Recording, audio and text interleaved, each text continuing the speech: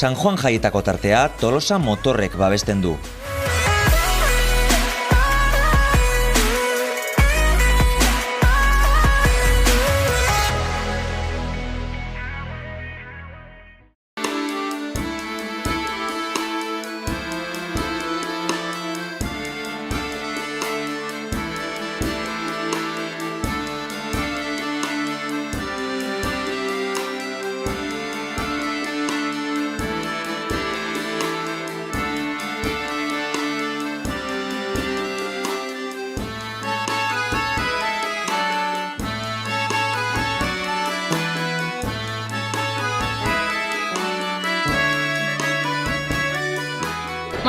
Edordomo koroaren 150. urteurrena prestatzen hasi ginenean, okurritu zitzaigun Tolosako eragile guztik parte hartzedun kontzertu bat ospatzea ondo legokela. Azken finean, Edordomo koroa Tolosan aztarna handi bat utzizun musikari izan zelako, eliza bakarrik ez, baizik eta kalera ere aterazuelako bere musika, bai musika bandan, koro, dultzainero, eragile desberdinetan. Urte eta piko, aritu gara eragile desberdinak lanean, bere musika landuaz, eta azkenean gaurkoan gauzatuko da kontzertu honetan.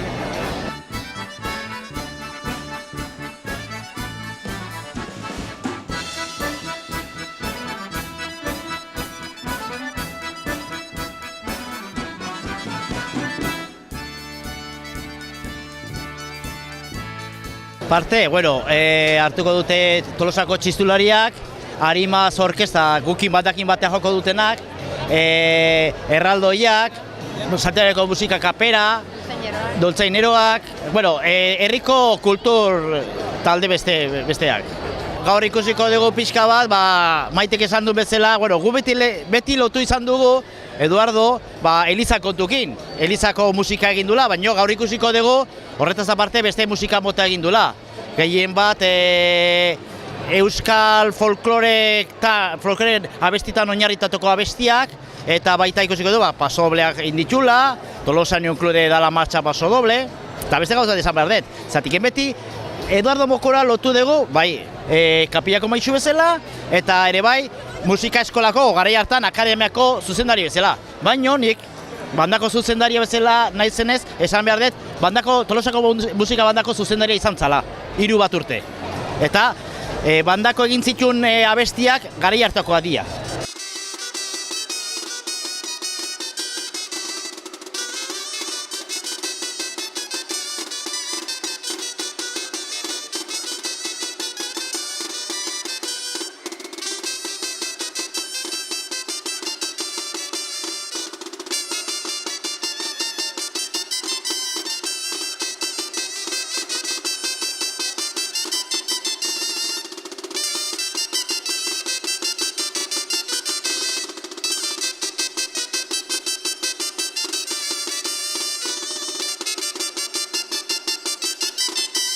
Enrikek esan duen bezala, azkenean Don Eduardoren bizitzako aspektu asko tolosarrentzat ez ezagunak dira, eta gaurkoan bere musika erakusteaz aparte, bere bizitzako aspektu ezberdinak ikusi ahal izango dira antzerki eta gidoi baten formatoan.